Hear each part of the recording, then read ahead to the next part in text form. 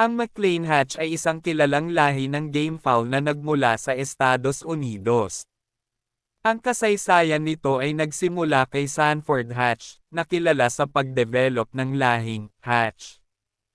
Ayon sa kwento, pinaghalo ni Sanford Hatch ang iba't ibang lahi tulad ng Carney Whitehackle, Carney Brown Red, Fermanderia Boston Roundheads, at Jim Thompson Mahoganies para mabuo ang kanyang signature na lahing Hatch.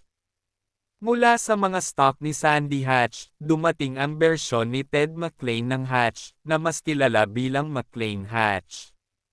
Kilala ang mga manok na ito na mayroong parehong dilaw at berdeng binti. Sinasabing ang mga ito ay mas mahuhusay na hatch na naging basehan para sa iba pang variant ng McLean tulad ng Gilmore Hatch, Blueface Hatch, Jack Walton Hatch, Kentucky Hatch, at Oak Grove Hatch. Ang mga McLean Hatch ay kilala sa kanilang pagiging matibay o gameness, at kapangyarihan o power. Sila ay madalas na may mataas na cutting ability at agresibong estilo ng paglaban. Ayon sa mga tagapag-alaga ng manok, nanatili ang lahing ito sa paglipas ng panahon dahil sa mga katangian nito.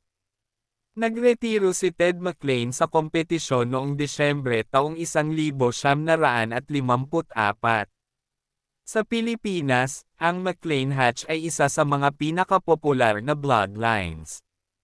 Maraming sikat na breeders, tulad ni B-Boy Enriquez ng Firebird Game Farm, ang nagdevelop ng kanilang sariling bersyon ng McLean Hatch, na nagpapakita ng husay at kakayahan ng lahi sa sabaw. Ang kanilang katanyagan ay patunay sa kanilang kahusayan bilang fighting fowl. Ito ang bloodline na hindi nawawala at karamihan ng mga malalaking farm sa Pilipinas ay isa ang Hatch bloodline sa kanilang foundation line.